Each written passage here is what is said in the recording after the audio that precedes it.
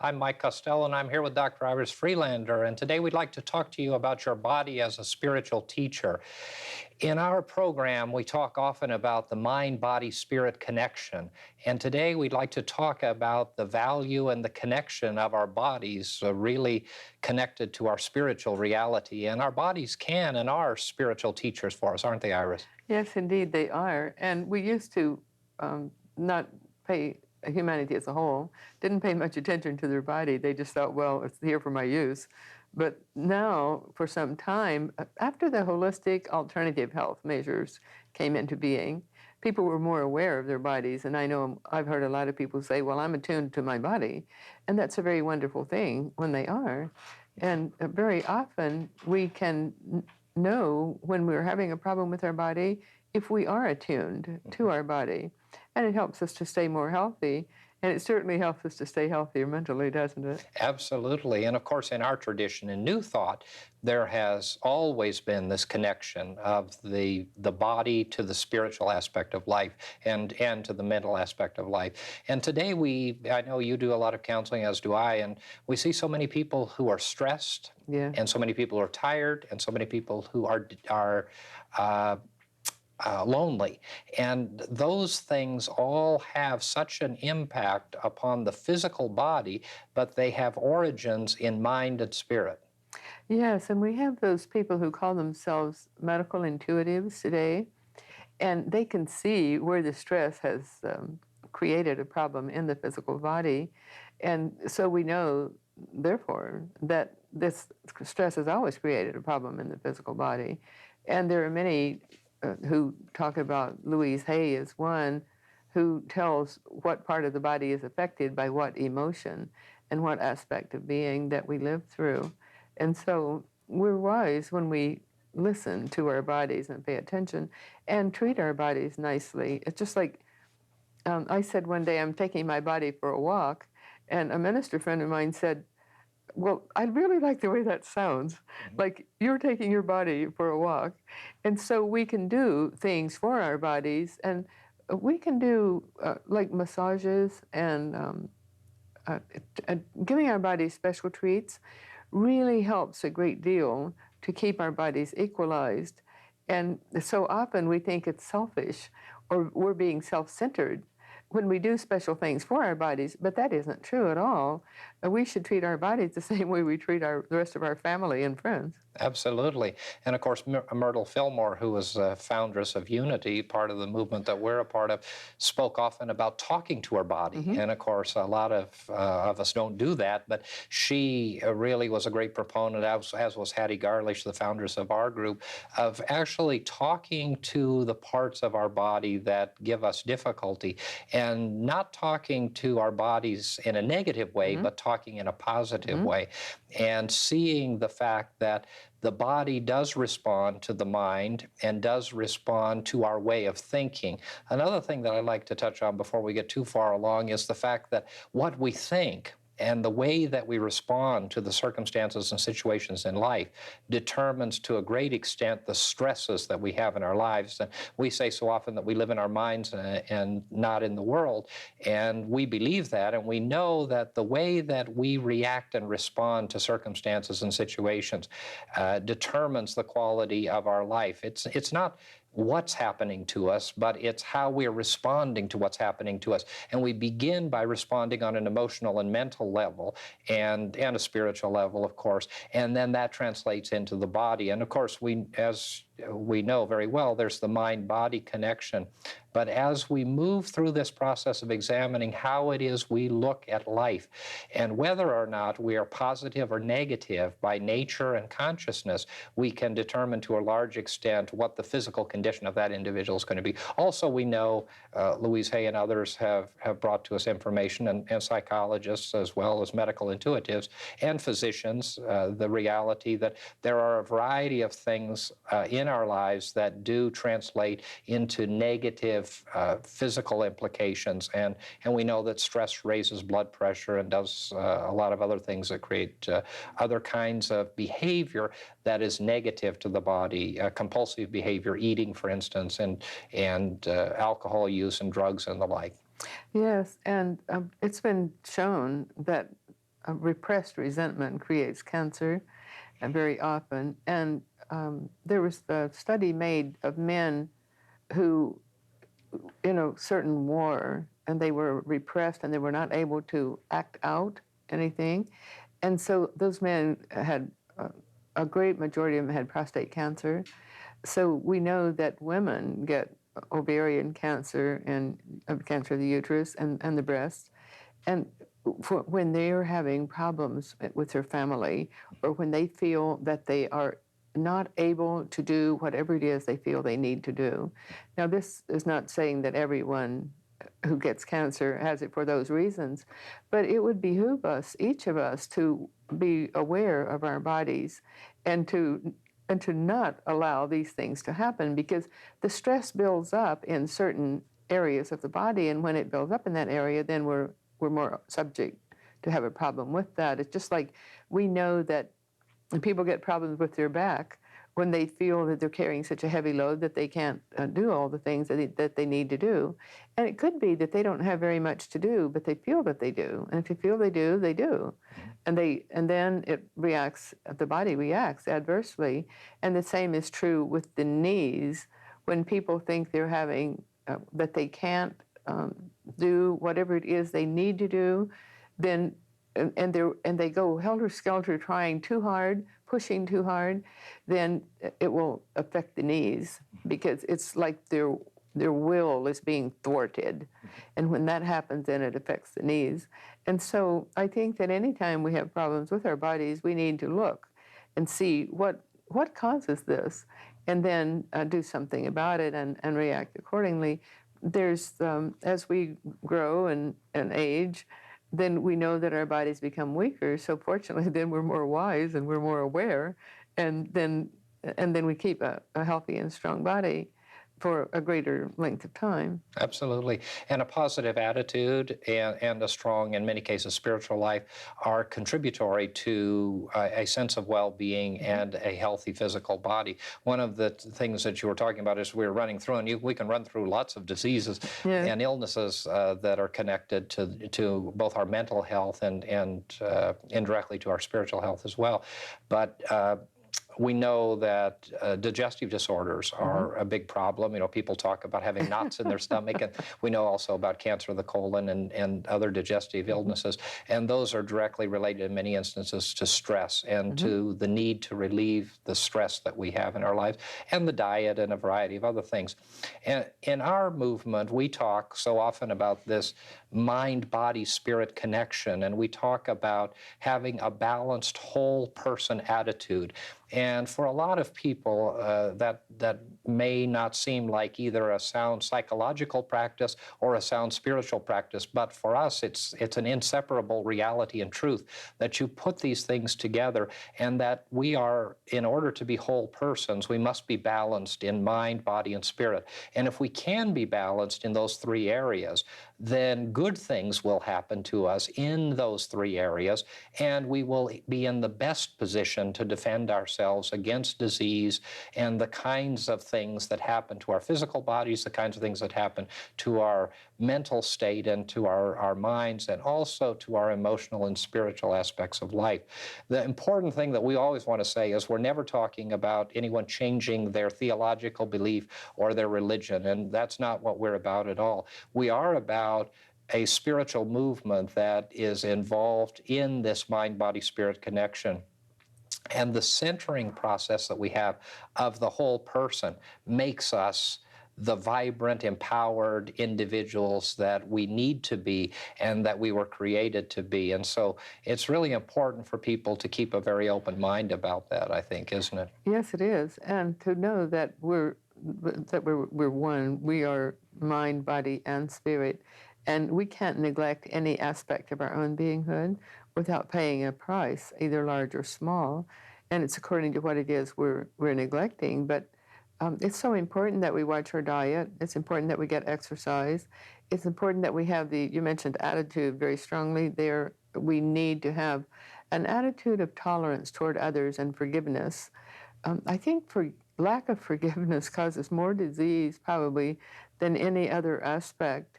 And those experts in the field who have made studies show that that's true too. And when we fail to forgive others, then it means we're holding on in a very harsh way to negativity, and it will affect our bodies every time. And of course, we do have the natural aspect of aging, but even so, we can stay stronger and healthier for as long as we live by taking proper care of our bodies, can't we? Absolutely, and being aware of the way that we think, the things that we eat, the kind of exercise that we get, and all of this connection comes together as tremendously important. The centering aspect is something that we always talk about, and we spend a lot of time in this program and at our center and in our counseling talking about guided imagery and meditation and centering ourselves. That's tremendously important as a spiritual aspect for allowing the spiritual and mental dimension to help us in a physical sense in our physical bodies, isn't it? Yes, it is. And the guided imagery can help so greatly because we're really programming our bodies in that specific, wonderful way. And so, and centering is just attuning ourselves to Creator God. And it's a wonderful thing that we can go home to God at any moment. And I do mean any moment, wherever we are, in public or private or wherever. And just centering in that way gives us a shift, a consciousness shift that is very desirable. And then when we do the guided imagery, we're telling our bodies what to see and what to do. And again, we have statistics showing that it's been very successful in guided imagery has been very successful in getting rid of cancer in various persons' bodies, and it's so helpful in just day-to-day living. If we don't have a big problem, but it keeps us from having big problems, doesn't it? It does. It keeps us centered and allows us to deal with the circumstances and situations. And just before we get away from serious illness, the one important thing, you and I have both done a lot of work with people who are in end-stage disease and are terminally ill. And we have seen so many people who are able to move through pain control in such a positive way with the use of guided imagery, with breathing, with meditation. And we're not saying that these need to be used exclusively, although we have, and you and I have both seen, and many others have seen, the use of those techniques that are used in place of medication. But even with medication, the use of guided imagery, centering, and meditation can relieve the pain process and that cycle of pain so effectively, and also can bring about a consciousness of well-being in the midst of the most difficult circumstance and situation, whether it be terminal illness, whether it be a relationship that is ending or has gone bad, whether it be the challenge of the loss of a job or financial difficulties. All of these things we're all going to experience, and there's no way that we avoid these realities of life. And one of the things that we do is try to teach people from a practical standpoint and from a spiritual standpoint together how they can deal with the difficulties of life in a positive way, not so that we can avoid the difficulties of life necessarily, but so that we can deal with the difficulties in a positive and affirmative way. And so that aspect of our being is tremendously important. Yes, and it's not having a Pollyanna attitude, and it's not being untrue to ourselves. It's just being realistic and just knowing that when we do use guided imagery, when we are working in a positive way, it's making a big difference. And you and I have both seen it make a difference in people's lives when they're ready to go out, when they're ready to make their transition. They go so peacefully and happily. And I know two specific instances where the mortician has said how beautiful the person looked when they came to collect their bodies. And it's because they were relaxed and doing their breathing at the very last moment, and not concerned, but just knowing that everything was right. And so we know that it can not only help in that way, but certainly it helps us on a day-to-day basis. And so we teach always to have a time of meditation every morning and a time of retrospection in the evening. And when we do take time for that and to attune ourselves throughout the day, And we all have accidents. We have unpleasant things happen, and there's not a person living who doesn't have. But we can get over them more easily. We can be more at one with Creator God when we just do our deep breathing, and it has a carryover effect, doesn't it? Absolutely, and an important aspect is that this doesn't have to be a mystical or magical thing. So many people think, well, if you talk about centering, or you talk about meditation, or you talk about prayer, or any of these aspects of spiritual reality, that there has to be some exercise that can't be incorporated into daily living. One of the things that we teach, and we teach our clients and those who come to us, and all the lectures and talks that we give and the counseling, is that it is possible to have these times of reflection, of meditation, of imagery in the midst of our daily lives. And so it's fine if you can go away and be in a quiet chapel with the organ playing. That's wonderful. But for the most part, most of us are going to have to deal with the challenges of life in the midst of the challenge. And so we need to be able to move our consciousness, to shift our consciousness and our way of thinking right where we are at any given time, and go on with life, and no one really knows except us and the physical reality that it brings to the transformation of our mind, body, and spirit as we deal with these circumstance situations. The other thing that I think is important for us to note, and we'll talk about this in the second half of the program, we don't want it to get away, is that we're not ever talking about denying any aspect of the way that we feel or where we are. So if people are sick, they're sick. We say this all the time. If you're hurt, you're hurt. If you're depressed, you're depressed. Don't deny that. And so often we find spiritual people, we find psychological people, we find individuals in all aspects of life and dimensions of life who will talk about using mantras and ways of thinking to deny that they are where they are. The beginning point is to acknowledge where we are, and then to decide that we want to be somewhere else. And so if it is a lost job, if it's limited financial resources, end of a relationship, whatever it is, or death itself, it is a process of acknowledging where we are and deciding how it is we feel about it and how it is our bodies are reacting to that circumstance and situation, and then transforming our way of thinking so that as we talk about it, we can center ourselves in a place of peace and serenity. And again, it has nothing to do with anyone's faith tradition or religion. It has to do with universal principles that are psychologically and spiritually based. Yes, but we need a faith tradition of some type to carry us through. And I think that we could manage without that. But it would be some semblance of it, wouldn't it? It would, and today, of course, we have the wonderful advantage of seeing so many faith traditions. Yeah. You know, in the West, everyone wants to be Christian, and that's wonderful. But we have faith traditions that cross Eastern and Western lines, and I think that issue of tolerance and understanding is so very important, and that we do respect other persons' faith traditions. And faith and spirituality, of course, we know transcends religion, and that's a whole program that we've done before, and we talk a lot about it. But spirituality can transcend to the point of simply being in a peaceful place of trust and love and belief that there is a way through the circumstance and situation. And for some people who don't come from a religious background, that spirituality may be the ocean. It may be a quiet place in nature.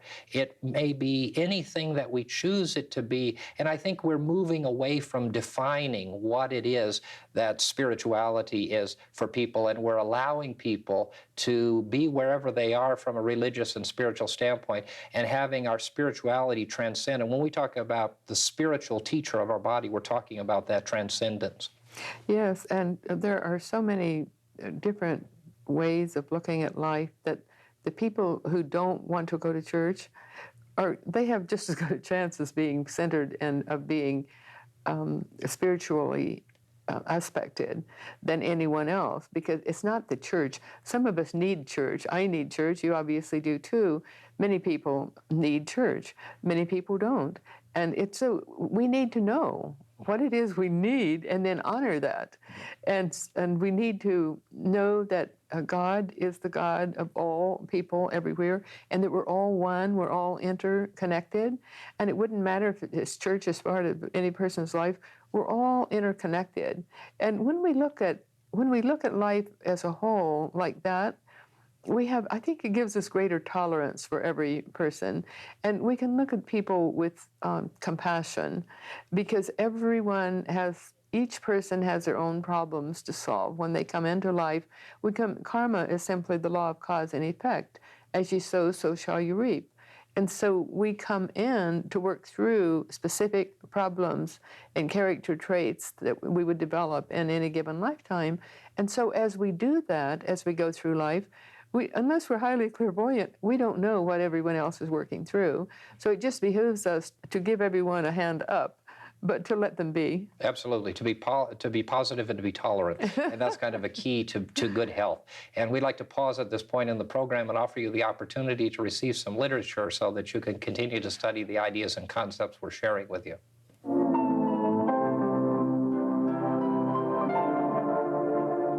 We would like to offer you the opportunity to receive one of these free booklets to further your understanding of the new thought message of confident living. Each month we will feature a different booklet, which will be mailed to you free and postage paid. Simply address your request to Confident Living at P.O. Box 7726, Long Beach, California, 90807.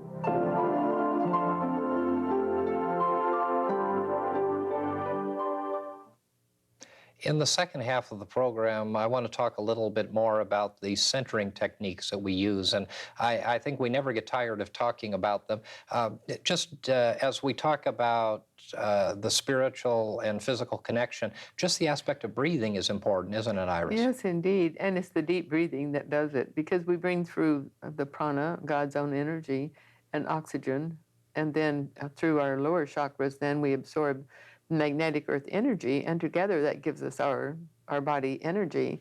And so as we do the deep breathing, it balances our bodies, it opens up our spiritual centers, and you can tell the difference. You can tell the difference. At the Edgar Cayce Foundation in Virginia Beach, they discovered that 30 seconds of meditation changed the endorphin level in the body. So we have, some people need proof. We have proof of all these things that we say, because, and we know that those tests are valid, and we can test ourselves.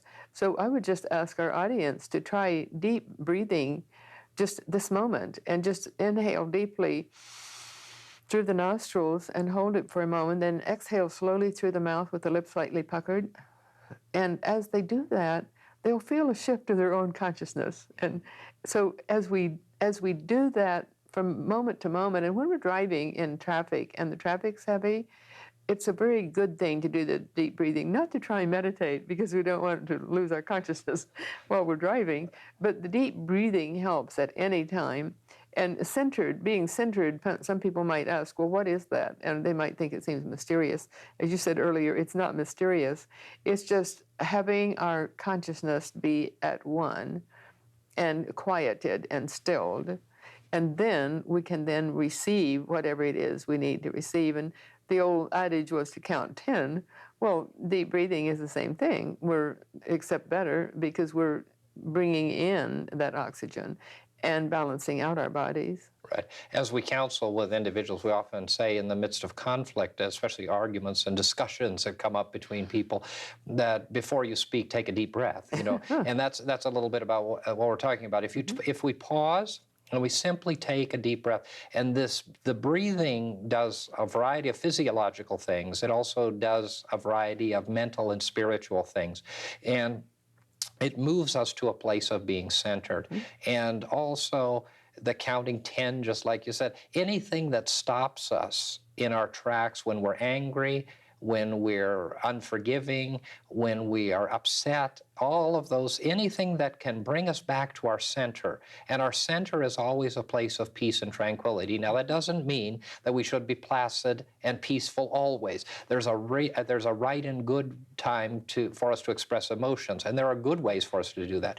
And we don't ever want people to repress those things. But we do want people to be able to draw upon the infinite resource that they have to center themselves always, and to be able to draw upon this resource that we have of the spiritual and the mental dimension being able to speak to our bodies and allowing our bodies to be calm and serene and less stressed. And when that happens through these techniques, then the muscles relax, the blood pressure is reduced, and the stress level goes down. In the best cases, the endorphins are released, and good things begin to happen. And also we begin to act and react in right ways. Yes, and in the way that we really want to, instead of just being impressed and impetuously jumping off into things. Because when we are able to live in that fashion, we're more able to be happy within ourselves, and we spread light and love around us. And it might seem Pollyanna to say that, but we owe it to the people around us to lift their spirits instead of making them heavy. I know a young man, yesterday I apologized for my grandson being perhaps a nuisance to a young man who was in my home, and he said, oh, he's so happy. He's never a nuisance, and it's always just a wonderful thing having him here. After being at work all day, it's just wonderful having the joyousness of that child. And that's a good lesson for all of us to remember, that people want to be around us when we're not giving them advice and not telling people what to do, but just be open to the other person's energy level, and keep our own composure. And we do that when we stay calm and peaceful, and when we do our deep breathing, when we stay centered, and we owe it to humanity, don't we? We owe it to humanity, and we owe it to ourselves. And as we do that, then good things happen to us. And the concepts and ideas that we've been sharing with you are those that can connect your mind and your body and your spirit. And we hope that the information we've shared with you has been useful, and we look forward to seeing you next time. Mike and Iris would like to extend a cordial invitation for you to join them this Sunday morning at 11 a.m. for our weekly celebration service at the beautiful Seaport Marina Hotel at the corner of Pacific Coast Highway and 2nd Street, adjacent to the Marina Pacifica and Marketplace shopping centers.